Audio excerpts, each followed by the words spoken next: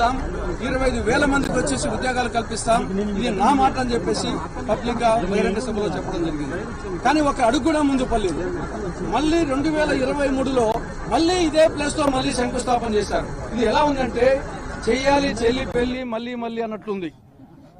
ఆ విధంగా వచ్చేసి జగన్మోహన్ రెడ్డి శంకుస్థాపన స్పెషలిస్ట్ అయిపోయినాడు, అంతే తప్ప ఒక అడుగు ముందుకు పోలేదు. కాబట్టి ఈ నేపథ్యంలో షర్మిలమ్మ గారికి రావడం జరిగింది.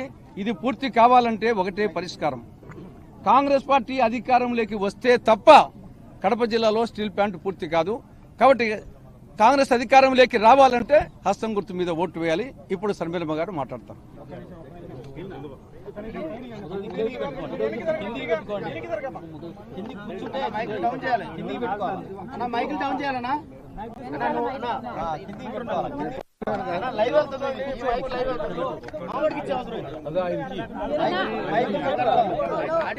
ఒకరు కూర్చుంటే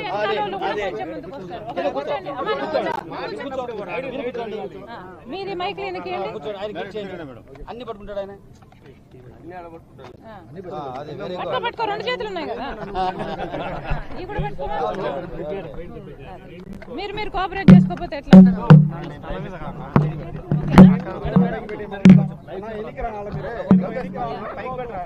ఓకే,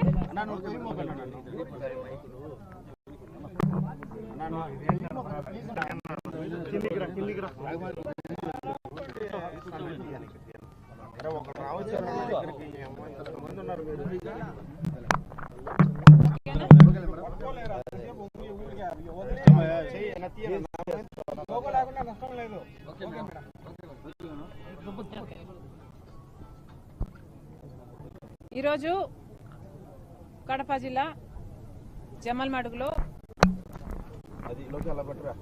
ఉక్కు ఫ్యాక్టరీ స్టీల్ ప్లాంటు సందర్శించడం జరిగింది.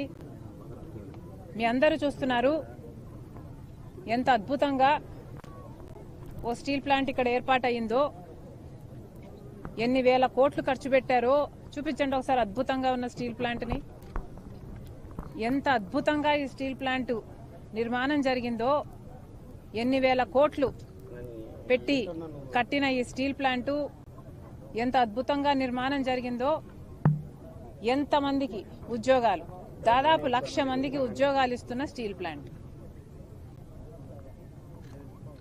ఇప్పటికీ ఇది నిజం అయ్యుండు రాజశేఖర్ రెడ్డి గారు బ్రతికే ఉండుంటే, కానీ దురదృష్టవశాత్తు రాజశేఖర్ రెడ్డి గారు వెళ్లిపోయారు. ఇప్పటికీ కళ్ళు మూసుకుంటే స్టీల్ ప్లాంట్ కనిపిస్తుంది తప్ప కళ్ళు తెరిస్తే మాత్రం శూన్యం. కళ్ళు తెరిస్తే మాత్రం శూన్యం. స్టీల్ ప్లాంట్ లేదు, పెట్టుబడి లేదు, ఉద్యోగాలు అంతకంటే లేవు. ఎడారి ప్రాంతం జమ్మలమడుగు ఎడారిగానే మిగిలిపోయింది. ఈ పాపం ఎవరిది అని ప్రశ్నిస్తున్నాం. ఒక పక్క పాలకపక్షం వైసీపీ, ఒక పక్క ప్రతిపక్షం చంద్రబాబు గారు, ఇద్దరూ సమాధానం చెప్పాలి. రాజశేఖర రెడ్డి గారు ఉండుంటే ఎప్పుడో పూర్తవ్వాల్సిన ప్రాజెక్టు విభజన సమయంలో కాంగ్రెస్ పార్టీ రీఆర్గనైజేషన్ యాక్ట్ కింద కడప స్టీల్ ఫ్యాక్టరీని చేర్చడం జరిగింది. పోనీ కాంగ్రెస్ పార్టీ అధికారంలోకి వచ్చున్నా ఈ ప్రాజెక్టు పూర్తయిపోయేది. దురదృష్టవశాత్తు కాంగ్రెస్ పార్టీ అధికారంలోకి రాలేదు. అక్కడ బీజేపీ పార్టీ వచ్చింది, ఇక్కడ చంద్రబాబు గారు ముఖ్యమంత్రి అయ్యారు. తీరా చూస్తే బీజేపీ పార్టీ ఏమో 10 సంవత్సరాలు ఇస్తాము స్పెషల్ స్టేటస్ అని చెప్పి అది మోసం చేశారు. పోలవరం అని మోసం చేశారు, రాజధాని అని మోసం చేశారు. అటు నార్త్ ఇటు రాయలసీమకు స్పెషల్ ఎకనామిక్ ప్యాకేజ్ అని మోసం చేశారు.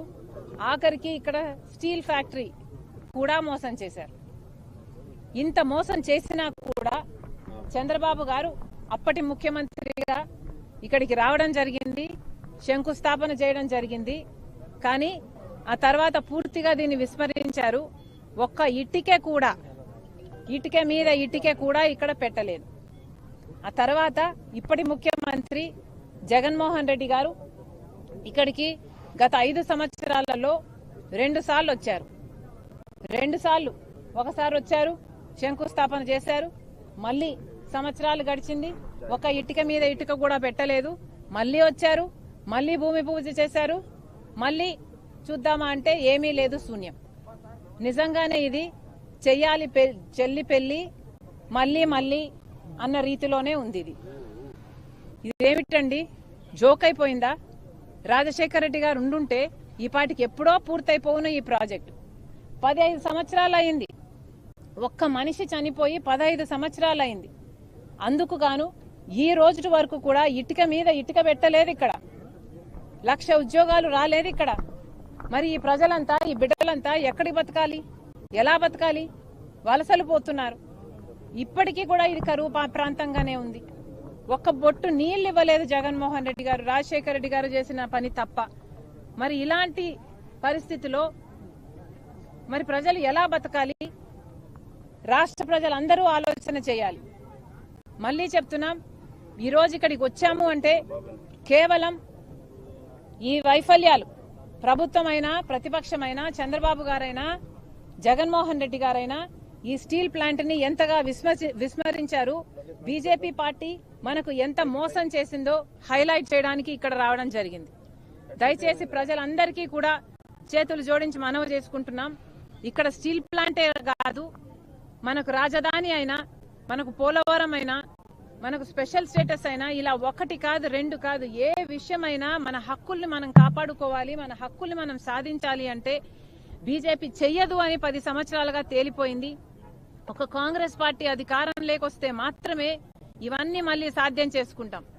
దయచేసి మే 13న ఎన్నికలున్నాయి, దయచేసి అందరూ కాంగ్రెస్ పార్టీ హస్తం గుర్తు మీద ఓటేయాలని, స్పెషల్ స్టేటస్ అయినా, పోలవరం అయినా, కడప స్టీల్ ఫ్యాక్టరీ అయినా, రాజధాని అయినా ఇవన్నీ సాధించుకోగలిగే కాంగ్రెస్ పార్టీకి మాత్రమే ఓటేయాలని మనస్ఫూర్తిగా రాజశేఖర రెడ్డి విన్నవించుకుంటున్నారు. Thank you. అవినాష్ రెడ్డి ఈ కేసులో చాలా అమాయకుడు, ఇద్దరు మాట్లాడుతున్నారు అనే విధంగా మాట్లాడారు.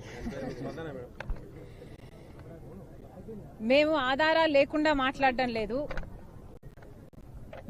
విమలమ్మ గారు మా మేనత్తే, కానీ మేము చేస్తున్న ఏమైతే మాట్లాడుతున్నామో వివేకానంద రెడ్డి గారి హత్య విషయంలో మేము ఆధారాలు లేకుండా మాట్లాడటం లేదు.